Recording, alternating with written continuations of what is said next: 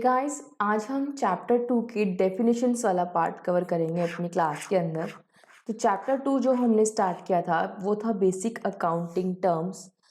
Start किया था हमने कुछ एक एग्जांपल्स के साथ। आज हम उसके टर्म्स को कंप्लीट करेंगे विद डेफिनेशंस। सभी टर्म्स की डेफिनेशंस आज हम इस क्लास में कवर करने वाले हैं। तो चैप्टर का नाम है बेसिक अकाउंटिंग टर्म्स। तो सबसे पहले हेडिंग डालें हमारी फर्स्ट डेफिनेशन, जिसका नाम है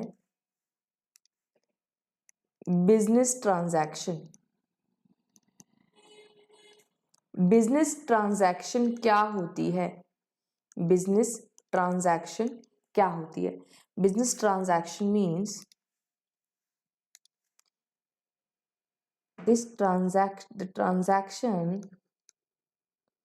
the transaction arising out of exchange of goods or services with money or money's worth of goods or services तो ये क्या हुआ? बिजनेस ट्रांजैक्शन क्या हुआ? आपने क्या किया? एक्सचेंज करना है। अगर आप गुड्स या सर्विस प्रोवाइड करते हैं और एक्सचेंज करते हैं, गुड्स दिया, लेट्स से बिजनेस है और कोई एक पर्सन है, बिजनेस ने गुड्स सेल किए, इसको गुड्स दिए, तो अगर ये बदले में आपको कोई मशीन देता है, मशीन की क्या है होती है? मॉनेटरी वैल्यू है। तो ये आपको, इसे हम बोलते हैं मशीन दे सकता है या इसने आपको दे दिया मनी। तो आपको ये क्या कर सकता है? इन कैश भी हो सकता है। Consideration can be in cash और इन काइंड। अगर आप कोई वस्तु देते हैं, कुछ सामान देते हैं जिसकी मॉनेटरी वैल्यू है, तो उसे हम बोलते हैं इन काइंड। तो हमने क्या देखा? बिजनेस ट्रांजैक्शन क्या है? The transaction arising out of exchange of goods और सर्विसेज विद मनी। एक्सचेंज हुआ किसका? एक्सचेंज हुआ गुड्स और सर्विसेज का मनी के साथ, मनी के बदले, या गुड्स और सर्विसेज के बदले, जिसकी क्या है? Money value. आप बदले में कोई गुड्स भी दे सकते हैं या ये पर्सन अपनी कोई सर्विस भी दे सकता है। मनी दे, गुड्स दिए, या वो कोई सर्विस भी दे सकता है अपनी। तो ये होता है एक्सचेंज, यानी बिजनेस ट्रांजैक्शन। बिजनेस में कोई ट्रांजैक्शन किया आपने, एक्सचेंज ऑफ गुड्स और सर्विसेज विद मनी और मनीज वर्थ में। चलो अगला पॉइंट, सेकंड डेफिनेशन आप लिखो, वो है अकाउंट। अकाउंट क्या होता है? अकाउंट होता है, it is a record of transactions under a particular head। किसी पर्टिकुलर हेड के अंदर उससे रिलेटेड सभी ट्रांजैक्शंस को अगर हम रिकॉर्ड करते हैं, उस रिकॉर्ड को बोला जाता है अकाउंट। जैसे अकाउंट किस फॉर्म में बनाया जाता है? It is always in T shape. T shape में आपका क्या होता है? अकाउंट बनाया जाता है। लेट्स से मैंने मिस्टर का ए का अकाउंट बनाया, इसमें मैंने उससे रिलेटेड कुछ ट्रांजैक्शंस यहाँ लिखनी है और ये मुझे कुछ ट्रांजैक्शंस यहाँ लिखनी होती है। तो मिस्टर ए का क्या है? सारा रिकॉर्ड इस हमारे पास इस अकाउंट में प्रेजेंट है। चलो अगली डेफिनेशन लिखो। अगली डेफिनेशन पॉइंट नंबर 3, वो है कैपिटल। कल वाली क्लास में एग्जाम्पल के थ्रू हमने बताया था कि कैपिटल क्या होती है। Capital is the amount invested, mister A ने जो बिजनेस, जिस पैसे से बिजनेस स्टार्ट किया, जो अमाउंट इन्वेस्ट किया first time, that is capital. बाद में भी अगर कुछ एडिशनल अमाउंट वो इन्वेस्ट कर, दैट इज एडिशनल कैपिटल। तो it is the amount invested by the owner in the business. It may be, it can be in cash or in kind. It can be in cash or in kind. It is an internal liability. किसकी internal liability होती है? Business की। It is an internal liability of the business towards the owner under business entity concept. Business entity concept के हिसाब से business की business एक separate person है, ओनर एक सेपरेट पर्सन है।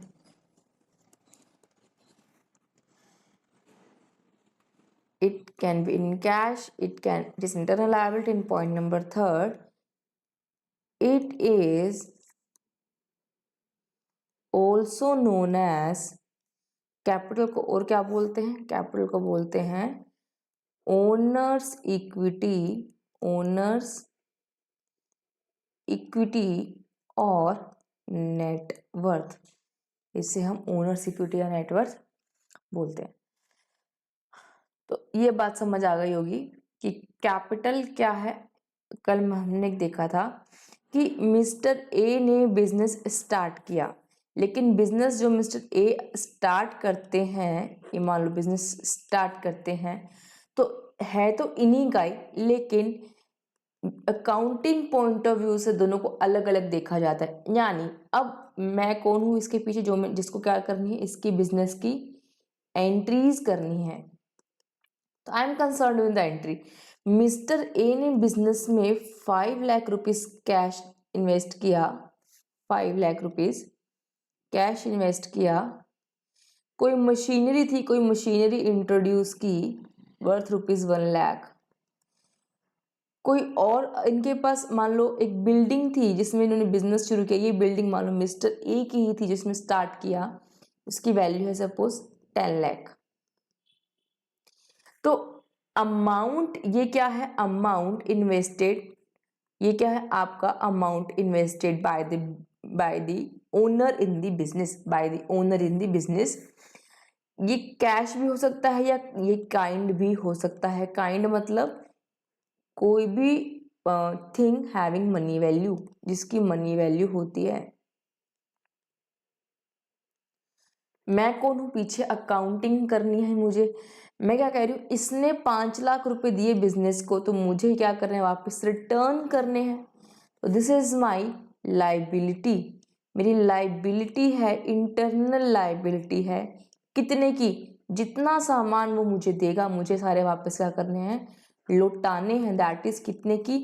5 lakh plus machine 1 lakh plus building 10 lakh, total हो गया 16 लाख की मेरी क्या हो गई? Internal liability. चलो आगे, अगला पॉइंट नंबर 4। पॉइंट नंबर 4 है ड्राइंग्स का। ड्राइंग्स क्या होता है? लिखो, ड्राइंग्स क्या होता है? This drawings is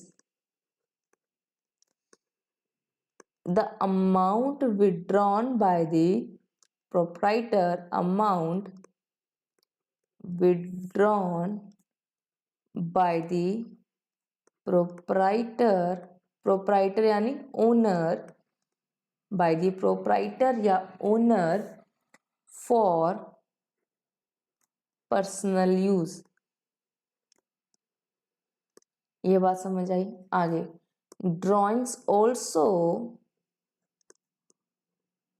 can be in cash or in kind. Drawings also can be in cash or in kind. It reduces the capital of the owner. It reduces the capital invested in the business. It reduces the capital invested in the business. अब इसको भी समझो। देखो ये क्या है, वही बात। मिस्टर ए ने बिजनेस में क्या किया, कुछ इन्वेस्टमेंट किया। कितना इन्वेस्टमेंट किया? 5 लाख रुपीज इन्वेस्ट किया था कैश। एक मशीन इंट्रोड्यूस की थी 1 लाख की कैश। और क्या इंट्रोड्यूस किया था? बिल्डिंग इंट्रोड्यूस की थी 10 लाख की। अब इससे जरूरत पड़ गई तो इन्होंने क्या किया, पर्सनल यूज के लिए, सपोज इनकी डॉटर की शादी है या कोई घर में इमरजेंसी है, कोई भी पर्सनल यूज है, इन्होंने कैश विड्रॉ कर लिया, सपोज 2 लाख रुपीज। तो net capital invested in the business कितनी रही? देयरफॉर नेट कैपिटल बिजनेस में कितनी इन्वेस्टेड रहेगी?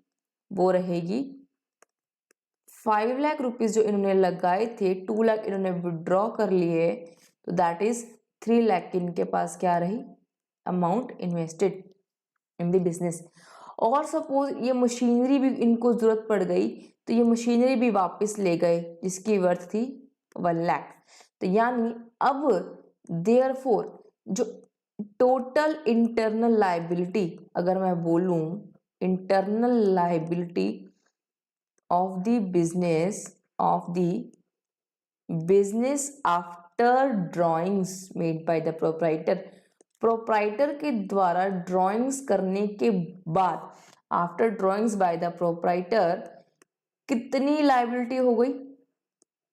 लायबिलिटी हो गई 5 लाख कैश दिया था, 2 लाख विड्रॉ कर लिया, तो 3 लाख तो कैश वाली। मशीनरी जो लाए थे वो ले गए, मशीनरी के रिगार्डिंग मेरी कोई भी लायबिलिटी नहीं है। प्लस बिल्डिंग यानी 10 लाख, बिल्डिंग जो इन्वेस्टेड बिजनेस में यूज हो रही है, तो मेरी जो लायबिलिटी है वो कितनी हो गई? टोटल 13 लाख।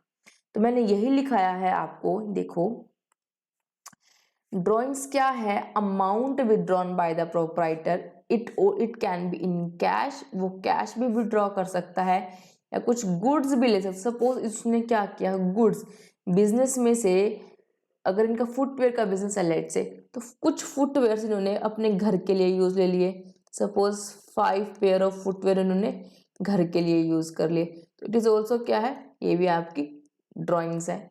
तो drawings can be in cash और इन काइंड। इससे क्या इफेक्ट क्या होगा? आपकी जो कैपिटल इन्वेस्टेड रहेगी ना बिजनेस में, वो क्या हो जाएगी? कम। यानी पहले जो कैपिटल इन्वेस्टेड थी, कैपिटल में क्या आ गया? टोटल। यानी अब जो कैपिटल इन्वेस्टेड, अगर मैं वो बात करूं, तो 3 लाख कैश और 10 लाख ये 13 लाख रुपए क्या है? बिजनेस में इन्वेस्टेड है। और उससे पहले क्या था? उससे पहले 16 लाख रुपए इन्वेस्टेड थे। चलो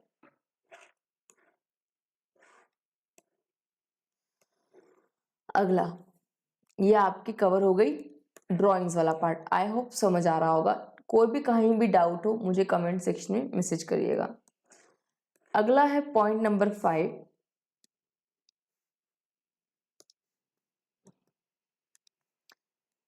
पॉइंट नंबर 5 है लायबिलिटीज। लायबिलिटीज लिखो।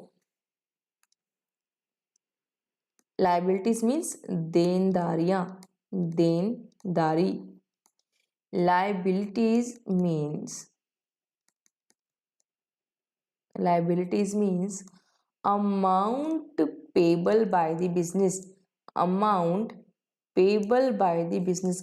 जो पे नहीं हुआ है वो मेरी लायबिलिटी है। जो खर्चे मैंने किए, अगर उसका पेमेंट मैंने कर दिया तो वो लायबिलिटी नहीं रही। लेकिन अगर उसको मैंने पोस्टपोन कर दिया, जैसे कि क्रेडिट कार्ड, ये आपकी क्या बन जाती है, लाइबिलिटी। आप इंस्टेंट पे नहीं करते, आप इसकी पेमेंट क्या करते हैं, पोस्टपोन कर देते हैं। तो liabilities means amount payable by the business, amount payable by the business. Liability दो होती है, इंटरनल लाइबिलिटी, इंटरनल लाइबिलिटी क्या होती है,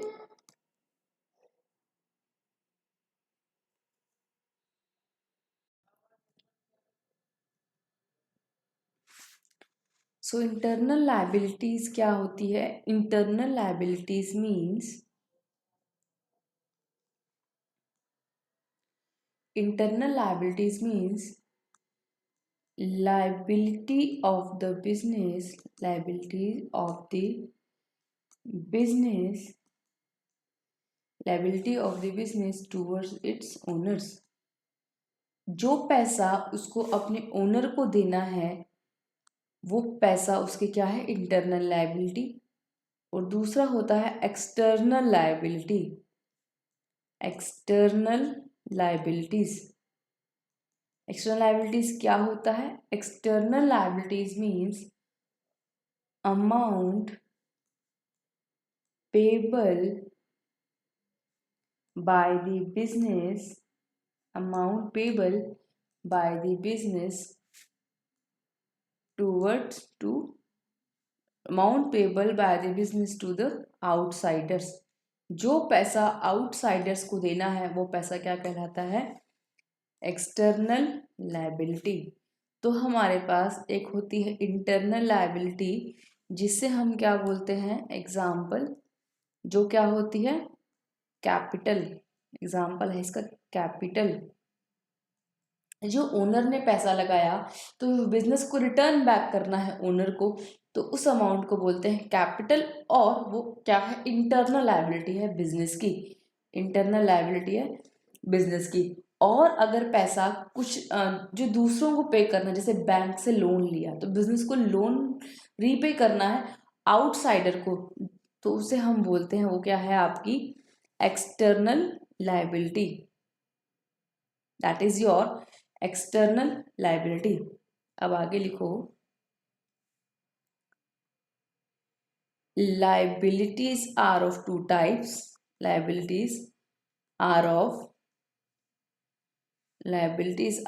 two types। दो तरह की हमारे पास लाइबिलिटी होती है, liabilities are of two types। number one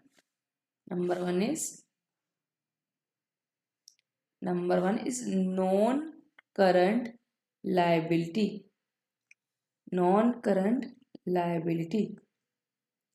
non current liability कौन सी हो गई, वो लायबिलिटी जो आपको अकाउंटिंग ईयर एंड से एक साल के बाद जो रीपे करनी है। लिखो, लायबिलिटीज विच आर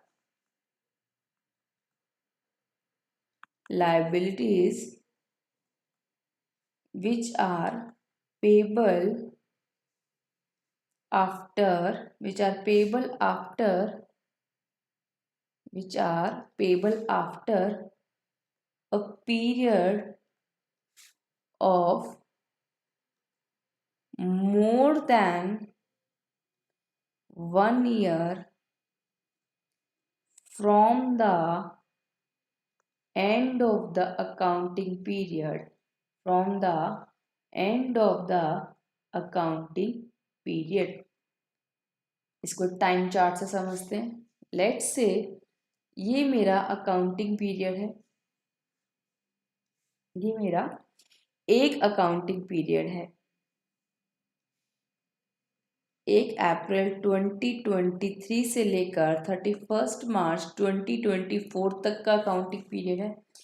इसकी पेमेंट मुझे यहाँ पर मैंने suppose creditors, suppose example non current के बारे में बात करें, सपोज मैंने एक कोई बैंक से लोन लिया जिस for a term of 5 years, तो जो लायबिलिटीज आपके अकाउंटिंग ईयर एंड होने के 1 साल से भी आगे चली जाती है, जो इस डेट को भी क्रॉस करती है, मतलब वो लाइबिलिटीज, क्या लिखा है, liabilities which are payable after a period of more than 1 year from the end of the accounting period. Accounting period end होने के, ये हमारा क्या है, अकाउंटिंग पीरियड, ये क्या है हमारा अकाउंटिंग पीरियड। इसके इसके एंड से लेकर 1 साल, मोर than 1 year, 1 year from the end of the accounting period, यानी यहाँ तक अगर कोई लायबिलिटी आपकी पे हो जाती है तो आपकी करंट कहलाती है, लेकिन जो उसके बाद पे होगी, आफ्टर पे होगी, तो वो आपकी लायबिलिटी क्या कहलाएगी, नॉन करंट लायबिलिटी। तो इसका एग्जाम्पल लिख लो, इसका एग्जाम्पल क्या होगा, example is long term loans. आपने अगर कोई लॉन्ग टर्म के लिए कोई लोन ली है, टर्म मीन्स टाइम, अगर कोई लंबे समय के लिए अगर आपने लोन लिया है तो वो आपको क्या बन जाएगा, लॉन्ग टर्म लाइबिलिटी।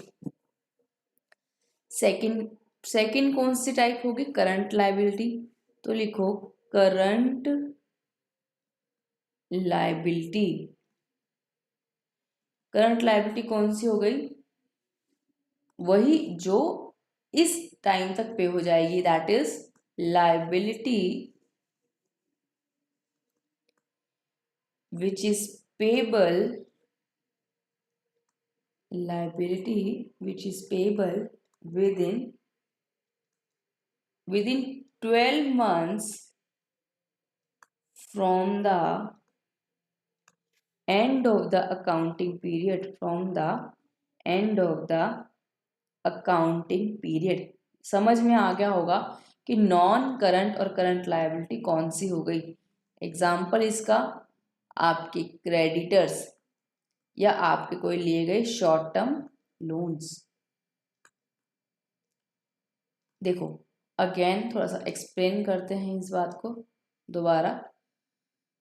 यही अगर आपकी अकाउंट बिजनेस की लाइफ है, ठीक है, ये मेरा 1 साल, ये मेरा 2 साल और ये मेरा आगे की लाइफ इसकी, ठीक है। तो फर्स्ट ईयर 23 से 24 ये मेरा क्या है, अकाउंटिंग पीरियड। जो इसके 12 मंथ्स में अगर लायबिलिटी मेरी पेबल है, अगर वो पेबल कहाँ है, यहाँ तक एंड तक, अगर आपको पे करनी है तो वो आपकी क्या मानी जाती है, करंट लायबिलिटी।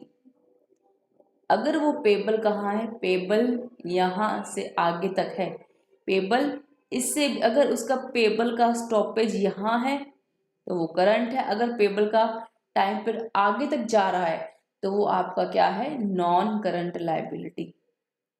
आई होप अब आपको क्लियर हो गया होगा कि कौन सी लायबिलिटी आपकी नॉन करंट और कौन सी लायबिलिटी करंट है। आई होप एकदम आपको क्लियर हो गया होगा। चलो नेक्स्ट हेडिंग, ये हो गया हमारा लायबिलिटी वाला पार्ट। नेक्स्ट हेडिंग डालो, कौन से नंबर आ गए अपने, अपन हमने 5 टर्म सीख ली, 6 टर्म डालिए। 6th टर्म है हमारी एसेट्स के बारे में। एसेट्स क्या होते हैं, लिखो assets are the properties, assets are the properties owned by the business entity, owned by the business entity। जो बिजनेस एंटिटी की ओनरशिप में है वो क्या है, उसका एसेट है। दूसरे शब्दों में क्या कहें तो in other words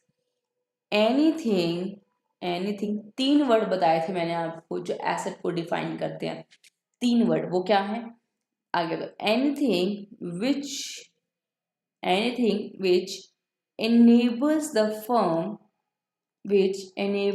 firm to get, क्या 3 वर्ड बताए थे, फ्यूचर इकोनॉमिक बेनिफिट। कोई भी ऐसी चीज जो भविष्य में पैसे की टर्म्स में बेनिफिट दे, फ्यूचर इकोनॉमिक बेनिफिट दे। अगर कोई ऐसी कोई भी चीज जिससे मुझे भविष्य में क्या हो, फ्यूचर इकोनॉमिक बेनिफिट हो, तो वो मेरे लिए क्या है, इज एन एसेट। वो मेरे लिए क्या बन जाएगा, एसेट बन जाएगा। Example, land, building, machinery, furniture, ये सब आपके क्या है, एसेट्स। स्टॉक, और भी लो, डेटर्स, और low cash and bank balance, cash and bank balance. ये तो सब आपके क्या हो गए, ये सब आपके एसेट्स हो गए टैंजिबल। और इनटैंजिबल की अगर बात करूं तो trademark, copyright, goodwill, etcetera. Trademark अगर मैं बात करूं बिजनेस में, बहुत सारे जो प्रोडक्ट्स अगर आप मार्केट में देखते तो हर प्रोडक्ट का क्या होता है, एक लोगो होता है, जो एक लोगो होता है उसको हम बोलते हैं ट्रेडमार्क। और आप जो बुक्स छपती हैं मार्केट में, उसके ऑथर के पास उसका क्या होता है, कॉपीराइट, ताकि वो क्या ना हो सके, उसकी कॉपी कोई बना ना सके, तो उस कॉपी का उसके पास क्या होता है, कॉपीराइट। गुडविल क्या होता है, गुडविल आपकी आपकी सेल्फ जनरेट, आपने अपने एफर्ट्स से जो बिजनेस यहाँ था उसको स्टार्ट यहाँ किया, और उसने यहाँ तक पहुँचाया, इस हाइट तक जो आपने इस बिजनेस को पहुँचाया, इसके जो पीछे मेहनत लगी, उस मेहनत का पैसा जो है उसको हम बोलते हैं गुडविल। वो क्या है आपकी goodwill, that is your goodwill. एक बार के लिए इतना ही ध्यान रखो। तो आपके पास कुछ टेंजिबल एसेट्स भी हो सकते हैं और आपके पास कुछ इनटेंजिबल एसेट्स भी हो सकते हैं। अगेन ये एसेट्स भी क्या होते हैं, दो प्रकार के होते हैं, two types of assets are there. First is non current assets. Non current assets, non current कौन से, जो करंट नहीं है, जिसका टाइम पीरियड 12 महीने से ज्यादा है। तो लिखो these are those assets, these are those assets which are held by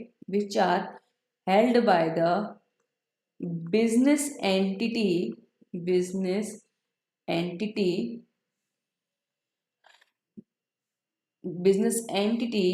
not with the purpose of not with the purpose to resell, but are held as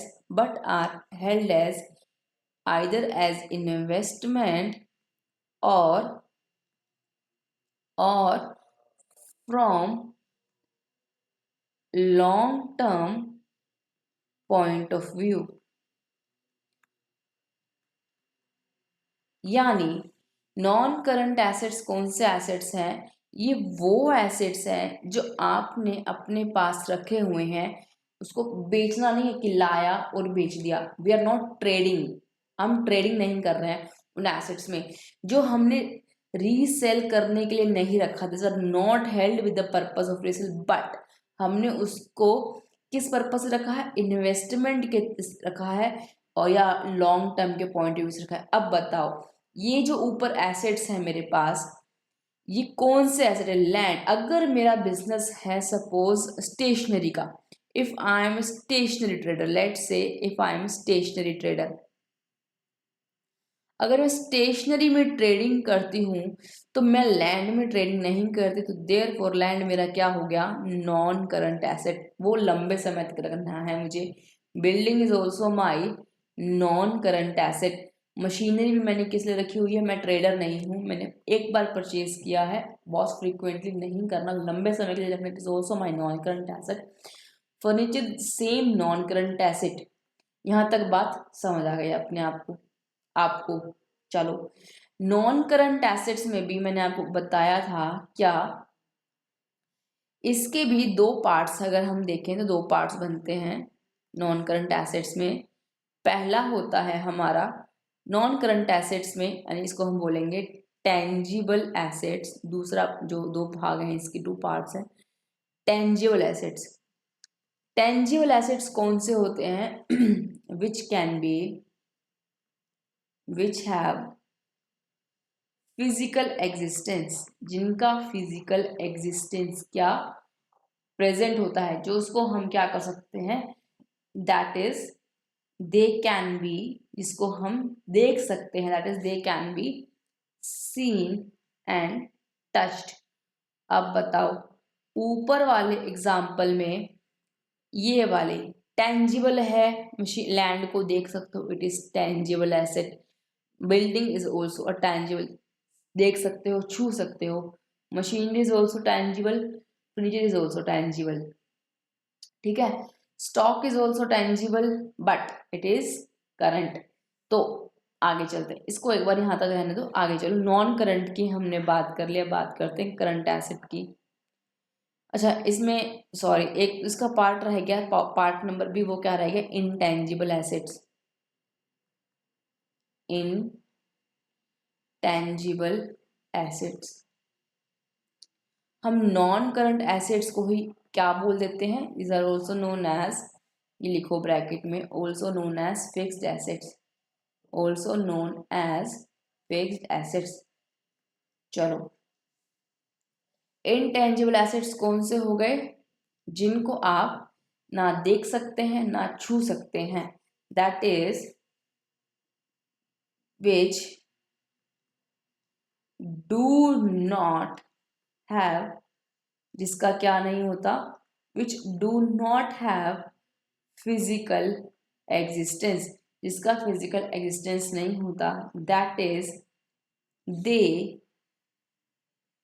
can not be seen and touched, उनको आप ना देख सकते हैं ना touch कर सकते हैं, ठीक है।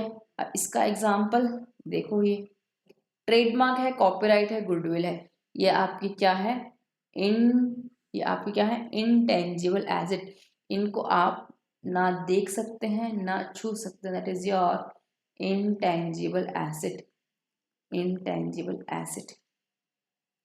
यहाँ तक बात क्लियर होगी। फिक्स्ड एसेट्स को दो भागों में डिवाइड किया, यानी नॉन करंट एसेट्स को दो पार्ट्स में डिवाइड किया, टेंजिबल और इनटेंजिबल। चलो, सेकंड कौन सा होता है, सेकंड रह गया नॉन करंट है, तो दूसरा क्या होगा, current. Current assets, current assets, current assets क्या होते हैं, लिखो, these कहाँ जा गया, these are those assets held by the business entity, held by the business entity with the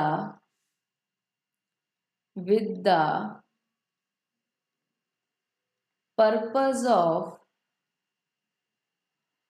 converting them into cash within 1 year. These are those assets held by the business entity with the purpose of converting them into cash within 1 year. Current है तो time limit कितनी होगी, 1 साल की। 1 साल में जिस asset को बेच देना है, बेच यानी जिस for the purpose of resale. हमने क्या कहा था, नॉन करंट एसेट्स आज जो हम रीसेल के लिए नहीं रखते हैं, इसे एग्जाम्पल इसका लिखो आप, स्टॉक। अगर आपके पास स्टॉक है तो आप उसको क्या करोगे, आप उसको रीसेल करोगे, रीसेल करके आप उसको क्या कर लोगे, कैश में कन्वर्ट कर लोगे। दूसरा, डेटर्स, अगर आपके पास डेटर्स हैं तो आप क्या करोगे, उनसे पैसा डिमांड करोगे।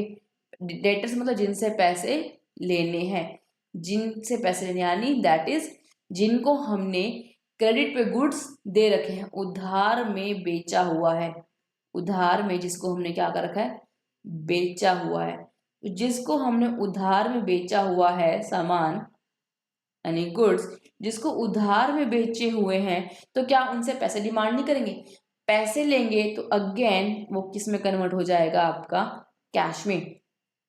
सेम वेज डेटर्स के आगे जो एक होता है वो होता है बिल्स रिसीवेबल। ये भी पढ़ेंगे क्या होता है, इसको भी आप समझ लो कि डेटर्स ही हैं। तो डेटर्स जब आपको पैसा दे देंगे तो वो भी आप कन्वर्ट किस में हो जाएंगे, कैश में। तो अल्टीमेटली क्या हुआ, अल्टीमेटली करंट एसेट्स को अल्टीमेटली क्या करते हैं, जो आपको कैश आपको वापस ला देते हैं, कैश में कन्वर्ट हो गए। स्टॉक कैश में कन्वर्ट हो गया, डेटर्स कैश में कन्वर्ट हो गए, बिल्स रिसीवेबल कैश में कन्वर्ट हो गए। यहां तक बात क्लियर हो गई होगी। चलो आप एक इसके अंदर एसेट्स में हमने देखा नॉन करंट एसेट्स होते हैं और एक होते हैं करंट एसेट्स। इसी की एक और कैटेगरी, एक थर्ड पॉइंट भी इसमें आता है, वो भी नोट करो। तीसरा एक कैटेगरी आती है इसके अंदर, तीसरी कैटेगरी है, उसका नाम है फिक्टिशियस एसेट्स। फिक्टिशियस एसेट्स लिखो, fictitious assets means these are those assets which are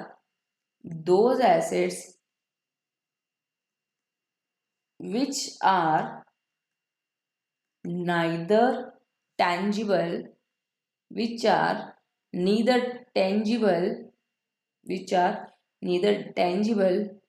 nor intangible।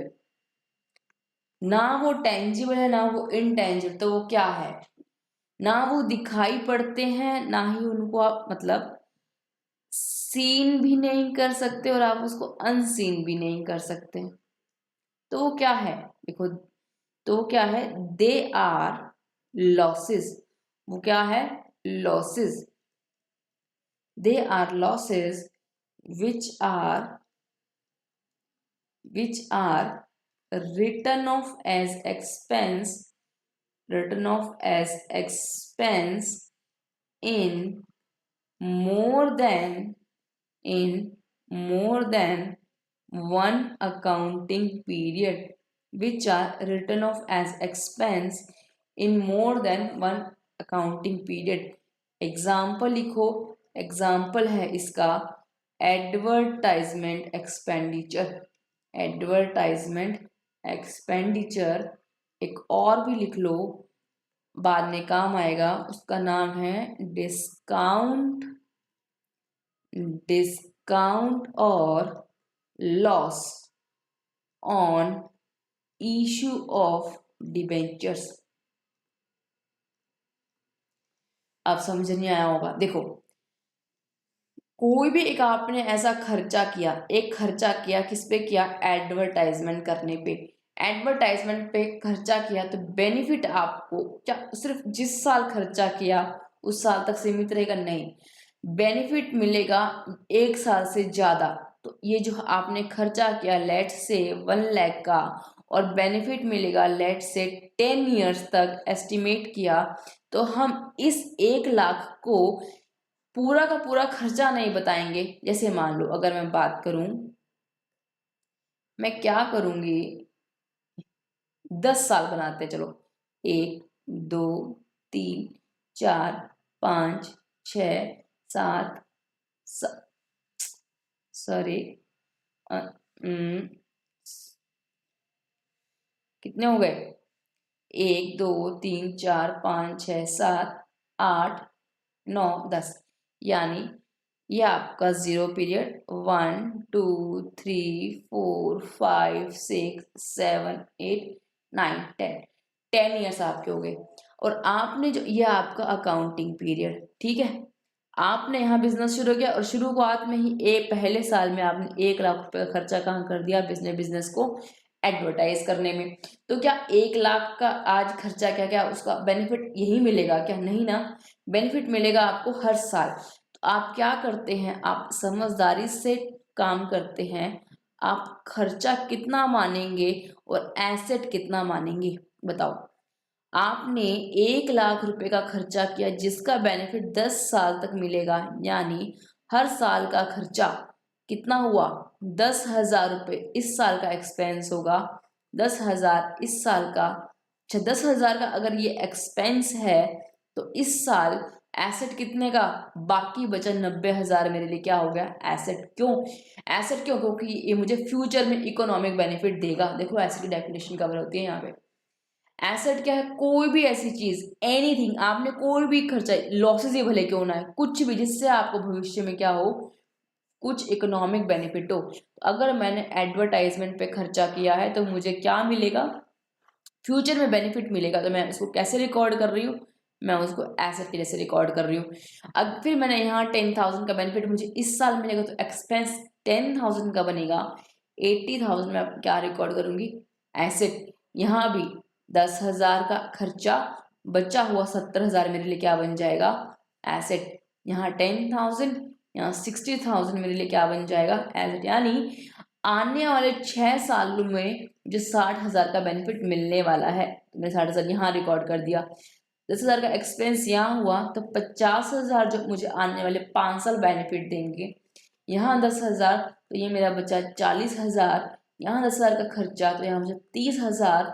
यहाँ बचा 10, यहाँ खर्चा 10,000 का, तो बेनिफिट बचा 20,000। और 10,000 यानी बचा 10,000, यानी ये 10,000 मेरे यहाँ पर क्या हो गए, कंज्यूम हो गए। तो मेरे अब एसेट क्या आ जाएगा, जीरो पे आ जाएगा। Now I hope you got this point कि एडवर्टाइजमेंट एक्सपेंडिचर क्या होता है या फिक्टिशियस एसेट्स क्या होते हैं। चलो अगला पॉइंट है पॉइंट नंबर 7। पॉइंट नंबर 7, अगली हेडिंग जो है हमारी टर्म, अकाउंटिंग टर्म, वो है रिसीट। क्या है, रिसीट्स। रिसीट्स क्या होती है बताओ। रिसीव करना, ये कहाँ से वर्ड आया, रिसीव करना, रिसीव से बना रिसीट। अगर आप कुछ रिसीव कर रहे हैं, क्या कर रहे हैं, अमाउंट, अमाउंट रिसीव्ड। अब आपको पैसा आ गया या आएगा, दैट इज रिसीवेबल। उसको हम क्या बोलते हैं, which is able to receive, amount जो आपको आने वाला है। तो अमाउंट रिसीव्ड और रिसीवेबल। अब आपको आएगा कहाँ से, आप बिजनेस करते हो तो आपको या तो पैसा आएगा गुड्स बेच के, आप अपने एसेट बेच दोगे, है ना। तो अमाउंट रिसीव्ड और रिसीवेबल फ्रॉम सेलिंग एसेट्स, या एसेट बेच के पैसा आता है, या अगर आप गुड्स ट्रेडर हो तो गुड्स बेच के, सर्विस प्रोवाइडर हो तो सर्विस देकर। तो अमाउंट रिसीव्ड और receivable from selling assets, goods और सर्विसेज, तो ये आपकी जो अमाउंट आती है वो आप क्या बन जाएगी, रिसीट्स। चलो ये अब आपके देखो दो कैटेगरी में अगर मैं बात करूं इसकी, दो कैटेगरी क्या, अगर आपको पैसा आता है, अगर आपको पैसा कहाँ से आता है, एसेट बेचकर अगर पैसा आता है, एसेट्स को सेल करके, या आपको अपने जिसमें आप डीलर हो, गुड्स, जिन गुड्स में आप डील करते हो, जिस गुड सर्विस में आप डील करते हो, अगर आपको नॉर्मल कोर्स में पैसा आता है, या आपकी नॉर्मल कोर्स ऑफ बिजनेस है गुड्स में डील करना और एसेट्स बेचना, आपको कभी जरूरत पड़ गई, मशीन खराब हो, चलो उसको बेच के नई ले आते हैं, अगर वो रिसीट अगर आपको आई, वो अमाउंट आपको रिसीव हुई, तो वो अमाउंट आपकी कहलाएगी your capital receipt, that will be your capital receipt. और अगर वो नॉर्मल कोर्स ऑफ बिजनेस में आती है तो आप बोलेंगे उसको रेवेन्यू रिसीट। एग्जाम्पल इसका सेल्स, आप सेल करते हैं, आपको पैसा आता है, तो आपकी रेवेन्यू रिसीट्स है। और ये एग्जाम्पल सेल प्रोसीड्स ऑफ, आपने अपनी मशीन बेच दी, तो वहां से जो पैसा आएगा तो वो आपकी क्या बन जाएगी, कैपिटल रिसीट। आई होप यहां तक आपको क्लियर हो गया होगा। चलो नेक्स्ट पॉइंट डालते हैं, point number 8। Point number 8 heading डालो, पॉइंट नंबर 8 जिसका नाम है एक्सपेंडिचर।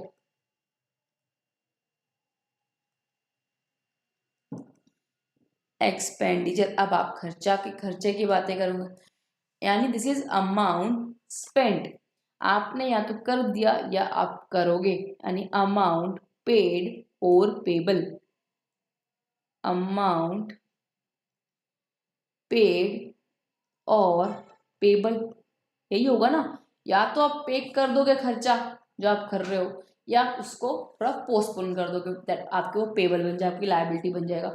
फॉर आप क्या खर्चा किस लिए करोगे, या तो आप एसेट्स खरीद के लाओगे या खरीद के लाओगे गुड्स और सर्विसेज, अमाउंट पेड और payable for acquiring assets goods और सर्विसेज, इनके लिए जो खर्चा हुआ दैट इज कॉल्ड आपका एक्सपेंडिचर। दो तरह के एक्सपेंडिचर होते हैं, जैसे आपका रिसीट्स हैं। First is capital expenditure. Capital expenditure अगर मैं बताऊं तो कौन सा हुआ, जैसे रिसीट्स थी मेरे पास, रिसीट्स कौन सी रिसीट्स थी मेरे पास, कैपिटल रिसीट्स कौन सी होती है, जो एसेट बेच कर आती है, वो मेरी कैपिटल रिसीट है। वैसे एसेट को खरीदने के लिए जो मैंने पे किया वो मेरे लिए क्या बन जाएगा, वो मेरे लिए बन जाएगा अपना कैपिटल एक्सपेंडिचर। तो लिखो amount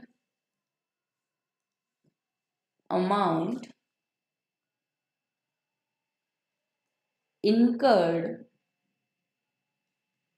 to purchase assets or for improving the existing assets, या उसकी इम्प्रूवमेंट पे खर्चा किया, for improving the existing assets.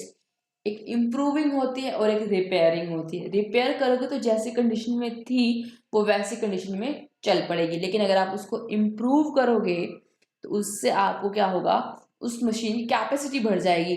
तो अगर आपने कोई इम्प्रूवमेंट पे खर्चा किया which will increase the earning capacity of the business, जिससे आपकी अर्निंग कैपेसिटी बढ़ गई, कोई आपने ऐसा खर्चा किया है। आपका सपोज फैक्ट्री में प्लांट था 1 लाख यूनिट्स का, आपने उसको इम्प्रूव करके उस कैपेसिटी को 1.5 लाख तक ले आए, तो ये खर्चा आपका कैपिटल एक्सपेंडिचर माना जाएगा। क्यों, इससे आपकी अर्निंग कैपेसिटी बढ़ गई, आपने उसकी इम्प्रूवमेंट पे खर्चा किया, नया एसेट परचेज नहीं किया, एग्जिस्टिंग एसेट को इम्प्रूव किया, तो उससे आप क्या होगा, अगर उससे आपकी अर्निंग कैपेसिटी बढ़ती है, which will increase the earning capacity of the business, it means वो आपका क्या है, it means that is your capital expenditure, वो आपका कैपिटल एक्सपेंडिचर है।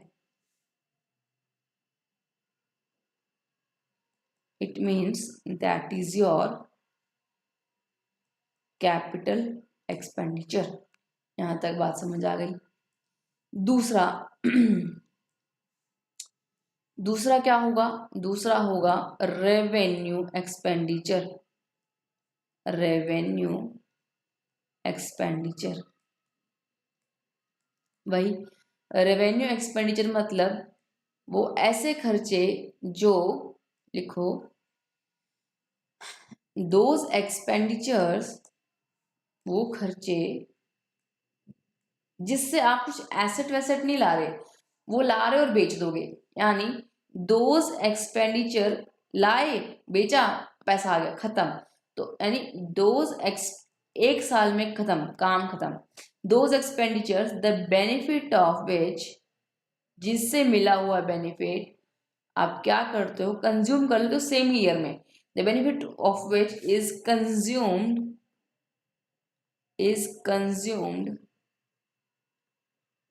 With in the accounting period. आगे तक तो गए नहीं, अकाउंटिंग पीरियड में आपने क्या कर लिया, इसका बेनिफिट कंज्यूम कर लिया। एग्जाम्पल देखो, एग्जाम्पल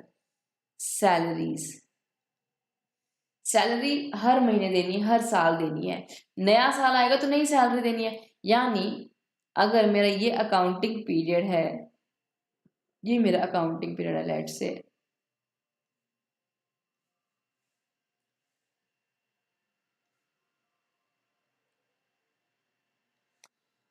यानी अगर मेरे मैनेजमेंट, मेरा स्टाफ यहाँ काम कर रहा है तो मुझे उसको यहाँ की सैलरी तो देनी ही है, यहाँ की सैलरी देनी ही है, मुझे उससे यहाँ की भी सैलरी क्या करनी पड़ेगी, देनी पड़ेगी। यानी इसका बेनिफिट यहीं कंज्यूम, बेनिफिट इसका यहीं समाप्त, बेनिफिट इसका यहीं कंज्यूम और इसका बेनिफिट यहाँ मिलेगा। तो समझ आ गई बात आपको। तो यानी सेम अकाउंटिंग पीरियड में बेनिफिट अगर कंज्यूम हो रहा है तो वो क्या है आपका रेवेन्यू एक्सपेंडिचर। सैलरी एग्जांपल और लिखो, salary, salary, rent, electricity expenses, ये आपके डेली रूटीन के खर्चे हैं तो वो आपके रेवेन्यू एक्सपेंडिचर में आएंगे। और जो आपने माल बेच दिया, लाए और बेच दिया, तो वो भी आपका क्या है, रेवेन्यू एक्सपेंडिचर। मैंने आपको पिछली क्लास में एग्जांपल से समझाया था, क्या समझाया था कि आप दो तरह के खर्चे करते हैं। देखो खर्चे आपके दो तरीके के हो सकते हैं, या तो आप इसे ग्रोसरी आइटम खरीदते हैं एग्जाम्पल, या तो आप खर्चे करोगे तो ग्रोसरी लेके आते हो, या आप लाते हो टीवी, लैपटॉप, रेफ्रिजरेटर घर में, अगर हम घर की बात करें, और एसी, ठीक है, अलमीरा सपोज। और ग्रोसरी आइटम्स आती हैं, वेजिटेबल्स आते हैं, फ्रूट्स आते हैं घर के अंदर। अब इलेक्ट्रिसिटी का बिल भी आता है, ठीक है, आप रेंट भी पे करते हो। तो ये सब चीज़ें क्या है, ये खर्चे होते हैं वन टाइम, है ना, ये तो आपको समझ आ गया। तो जो खर्चों से आपने वन टाइम खर्चा किया, ये हमारे क्या कहलाते हैं, कैपिटल एक्सपेंडिचर। इससे आप कोई भी समझ आएगा, आप तो मेरे हिसाब से सब समझ ही गए होंगे जो कैपिटल एक्सपेंडिचर क्या होता है। और जो ये तो हर महीने रेंट आएगा, हर महीने electricity bill, fruit, vegetable, grocery, ये क्या है, वेरी फ्रीक्वेंट है, that is my revenue expenditure. I hope this is clear now. तो चलो अभी मैंने क्या देखा, कैपिटल एक्सपेंडिचर मीन्स क्या है, कैपिटल एक्सपेंडिचर क्या है, अमाउंट इनकर टू परचेज एसेट्स और फॉर इम्प्रूविंग द एसेट। जैसे मान लो फॉर इम्प्रूविंग, मैंने कुछ इम्प्रूवमेंट भी किया, ठीक है, मैंने फैक्ट्री का एग्जांपल दिया था, इम्प्रूव किया जिससे आपकी अर्निंग कैपेसिटी बढ़ जाएगी, जो आपका कैपिटल एक्सपेंडिचर रेवेन्यू, मतलब जिसका बेनिफिट आपने कंज्यूम कर लिया with in the accounting period, जिसका बेनिफिट आगे तो गया ही नहीं। ठीक है, यहाँ तक क्लियर हो गया होगा। चलो आगे, अगली डेफिनेशन है पॉइंट नंबर 9। ये हमने 8 पॉइंट्स कवर कर लिए हैं, 9th पॉइंट हेडिंग डालो। 9th पॉइंट है एक्सपेंस। एक्सपेंस क्या होता है, लिखो,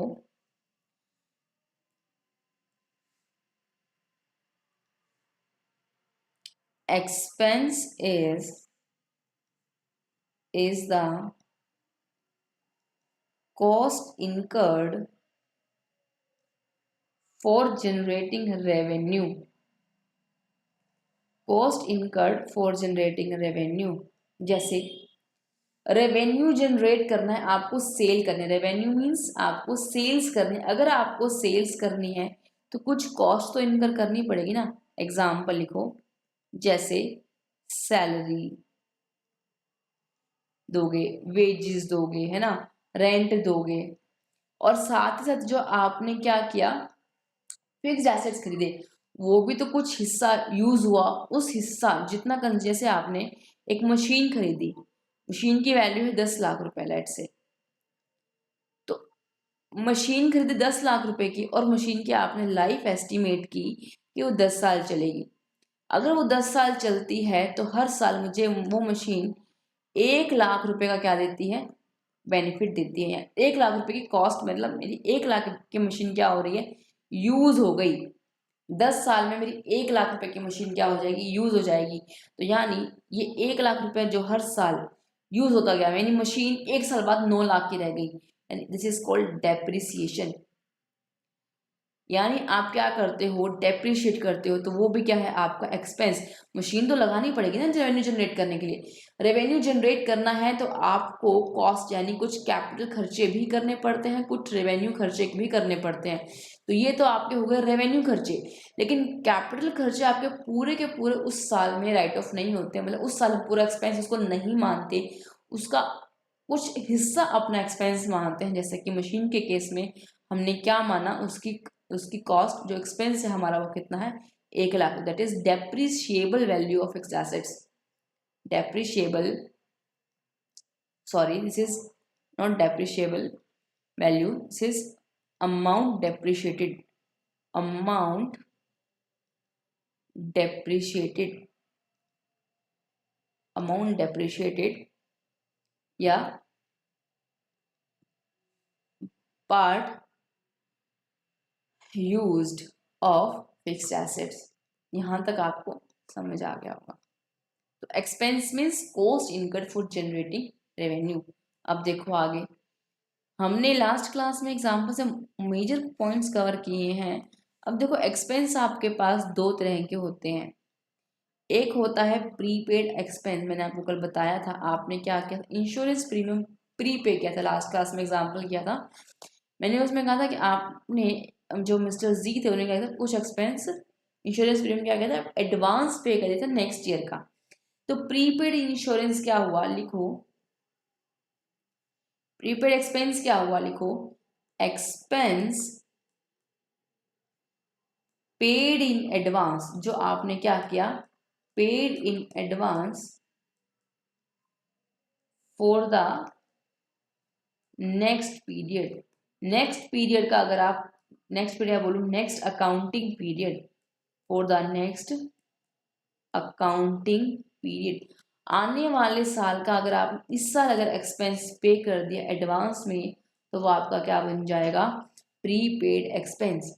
दूसरा, अगर आप पे नहीं करते उसको और लटका देते हो, वो आपका क्या बन जाता है, आउटस्टैंडिंग। आपने कहा चलो बाद में पे करेंगे, अगले साल पे करेंगे, ठीक है। अगर आप ऐसे हो, अगर आप क्या करते हो, खर्चे इस टाइप से करते हो कि आउटस्टैंडिंग, ठीक है, नेक्स्ट ईयर पे कर देंगे।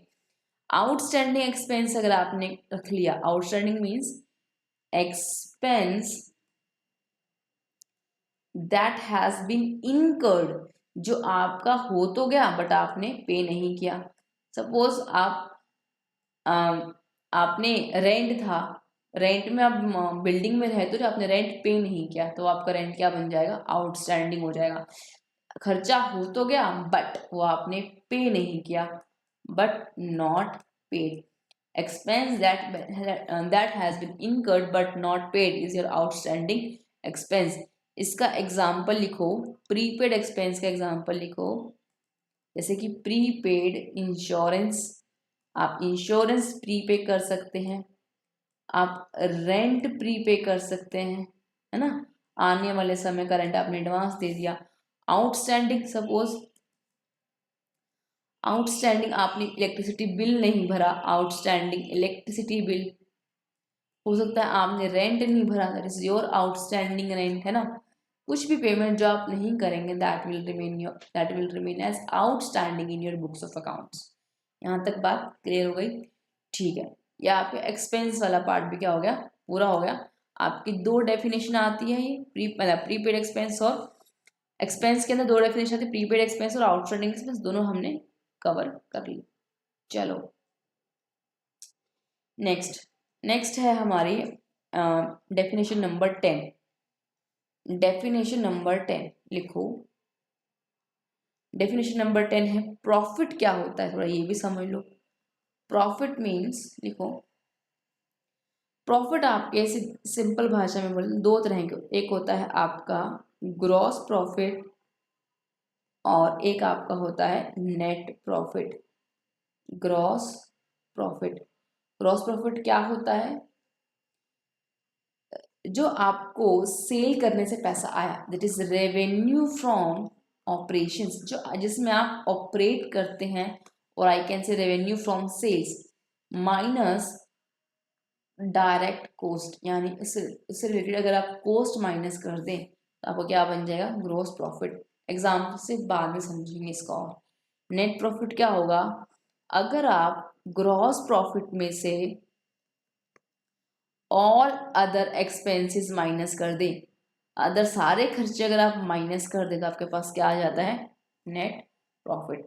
तो यहाँ एक बार के लिए इतना ही समझो कि ग्रॉस प्रॉफिट और नेट प्रॉफिट क्या होता है। अगर आप ट्रेडर हो तो गुड्स बेच के, चलो मैं आपको समझा ही देती हूँ, यहाँ पर यहाँ लिखते हैं एग्जाम्पल, एक ट्रेडर है सपोज मिस्टर ए, ठीक है, उन्होंने सेल ऑफ गुड्स करी, गुड्स बेचा, कितने का बेचा, लेट से उसने 50,000 का गुड्स सेल किया, और वो भी कैश सेल किया, ठीक है। वो गुड्स परचेज करके लाए थे, सपोज कैश परचेज करके लाए थे गुड्स वो 30,000 के, कैश परचेज ऑफ गुड्स क्या 30,000 का, और कुछ इनका गुड्स लाइन अनसोल्ड, कुछ मान लो गुड्स लाइन अनसोल्ड, कुछ बच गया लेट से 5,000 का, ठीक है। अब उनकी मान लो ये आपका, अगर मैं बात करूं, अगर उनका कुछ सपोज फैक्ट्री तो नहीं, बिल्डिंग, लेट से उनकी प्रीमाइसिस का रेंट लगता है 2,000 रुपीज, रैंडम फिगर्स है, प्रीमाइसिस का रेंट लगता है 2,000 रुपीज, इलेक्ट्रिसिटी का बिल आया उनका लेट से 1,000 rupees. Question is calculate gross profit and net profit, बताओ। ये 1 मार्क का क्वेश्चन है, ग्रॉस प्रॉफिट या नेट प्रॉफिट।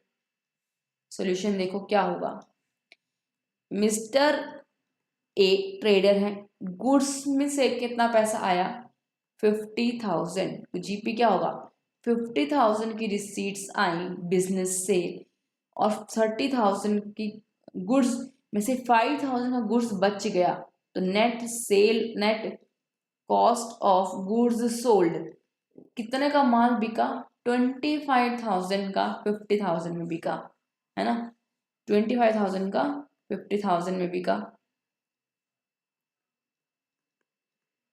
तो आपका ग्रॉस प्रॉफिट कितना हो गया 25,000। और अगर मैं बात करूं नेट प्रॉफिट की, तो नेट प्रॉफिट कितना हो गया, मैंने कहा था ग्रॉस प्रॉफिट से ऑल अदर खर्चे आप क्या कर दो, माइनस कर दो, तो 25,000 से अगर मैं माइनस कर दूं प्रीमाइसिस का रेंट और इलेक्ट्रिसिटी बिल, तो 2,000 रुपीज ये और 1,000 रुपीज ये, तो मेरा कितना आ गया 22,000 रुपीज, क्या आ गया मेरा net profit. I hope this is clear now कि ग्रॉस प्रॉफिट क्या होता है और नेट प्रॉफिट क्या होता है। चलो आगे, कितनी डेफिनेशंस हो गई हमारी डेफिनेशंस हो गई 10। हेडिंग डालो अगली, 11 नंबर पॉइंट है, पॉइंट नंबर 11 लिखो परचेजेस। परचेजेस क्या होती हैं, डेफिनेशन वाला पार्ट कंप्लीट कर लेते हैं, फिर प्रैक्टिकल शुरू हो जाएगा 2-3 क्लास के बाद में। परचेजेस क्या होती हैं, लिखो purchases, purchases means goods for resale. अगर आपने गुड्स परचेज फॉर, या मैं कहूँ goods purchase for resale,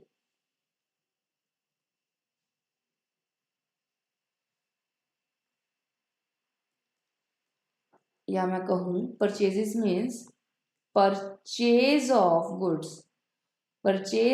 goods for resale. अगर आप ट्रेडर हो तो क्या करोगे, गुड्स खरीदोगे और सेल कर दोगे, वो आपकी परचेजेस है। लेकिन अगर आप एक मैन्युफैक्चरर हो तो आप क्या परचेज करोगे, purchase of raw materials for producing, क्या प्रोडक्ट्स बनाएंगे फॉर सेल। अगर आप प्रोडक्ट्स बना के उसको बेचोगे तो दैट रॉ मटेरियल की परचेज वैल्यू क्या कहलाएगी, परचेज कहलाएगी। यहां तक बात क्लियर। चलो, एक होती है कैश परचेज, अगर आप कैश पे कर देते हैं, यानी purchase against which cash is paid, purchase made in cash, तो वो आपकी क्या कहलाती है, कैश परचेज। अगर आप उससे उधार परचेज करके ले आए, क्रेडिट का मतलब उधार, अगर उधार परचेज किया है तो क्या कहलाएगी, क्रेडिट परचेज, यानी purchase against which payment is not made yet, जिसकी पेमेंट अब तक नहीं हुई है वो पेमेंट अब क्या कहलाएगी, क्रेडिट परचेज। चलो अब अगला पॉइंट है पॉइंट नंबर 12, लिखो, वो है परचेज रिटर्न। परचेज रिटर्न ये लिखो, ऑल्सो नोन एज, क्या हम बोलते हैं, परचेज किया, गुड्स लिया, गुड्स एक्सेप्ट किया, अब आपको पसंद नहीं आया, डिफेक्टिव है, आपने रिटर्न कर दिया, तो रिटर्न बाहर हो रहा है, also known as return outward, उसको हम क्या बोलते हैं, रिटर्न आउटवर्ड भी बोलते हैं। ठीक है, यानी purchase return means goods returned by the purchaser, purchaser ने परचेज किया हुआ माल क्या कर दिया, वापस कर दिया, तो goods returned by the purchaser, goods returned by the purchaser for any reason, कोई भी रीजन हो सकता है, एग्जाम्पल डिफेक्टिव गुड्स, अगर गुड्स डिफेक्टिव हैं तो उस केस में भी क्या हो सकती है, हमारी परचेज रिटर्न हो सकती है। ठीक है, चलो यहां तक क्लियर हुआ। सेम परचेज के जैसा एक टर्म अगेंस्ट परचेज का अगेंस्ट टर्म आता है सेल्स। सेल्स क्या होती है, sales means, sales is a term used for, sales is a term है जो यूज होती है, is a term used for sale of goods, goods बेचोगे तो हम कहेंगे हमने सेल्स कर दी, तो sale of goods is sales. ठीक है, अब sales is a term used for sale of goods. ठीक है, अगर आप एक ट्रेडर हो तो क्या करोगे, गुड्स परचेज किए हुए क्या कर दोगे, सेल कर दोगे, goods purchase will be sold, जो परचेज करोगे वो सोल्ड कर दोगे। लेकिन अगर आप एक मैन्युफैक्चरिंग एंटिटी हो, आप क्या हो, एक मैन्युफैक्चरर, तो आप क्या करोगे, प्रोड्यूस करोगे गुड्स, यानी रॉ मटेरियल को फिनिश गुड्स में कन्वर्ट करके आप क्या करोगे, सेल करोगे। रॉ मटेरियल परचेज करोगे, रॉ मटेरियल परचेज, उसको आप क्या करोगे, फिनिश्ड गुड्स बनाओगे और क्या कर दोगे, सेल कर दोगे, तो आपके उन गुड्स की सेल्स क्या कहलाएगी, सेल्स, उसको हम क्या बोलेंगे, सेल्स। सेल्स अगेन दो तरह की हो सकती है, अगर आपने हाथों हाथ पैसे लिए, आपके ग्राहक ने आपको एक हाथों हाथ पैसे दे, जो कैश सेल्स, अगर आपने कैश में सेल की, cash sales means goods sold in cash, और credit sales means, number next is credit sales, आपने क्या किया, उधार पे माल बेच दिया, जैसे मान लो मैंने उधार माल दे दिया, मैंने सपोज मैं हूं मिस्टर ए, मैं बिजनेस है मेरा स्टेशनरी का, ठीक है, किसी मिस्टर बी को मैंने बुक्स सेल करी, सपोज उसकी मैंने 100 कॉपीज सेल की, 100 बुक्स अगर सेल की मिस्टर बी ने का, और बिल है सपोज लेट्स से 60,000 रुपीज का, मिस्टर बी ने कहा आप मुझे 2 मंथ्स दो, मैं आपको पैसा रिटर्न कर दूंगा, तो मैंने क्या किया, गुड्स सेल कर दिया, क्रेडिट पे सेल कर दिया कि ठीक है पैसा मेरा आ जाएगा, और मिस्टर बी को हम क्या बोलेंगे, mister B is my debtor, B is silent, तो डेटर मिस्टर बी से मुझे क्या मिल जाएगा, पैसा मिलेगा, तो credit sale means goods sold on credit, आपने उधार पे गुड्स बेच दिया तो आपको क्या कहलाएगा, क्रेडिट सेल्स। यहां तक बात क्लियर है, चलो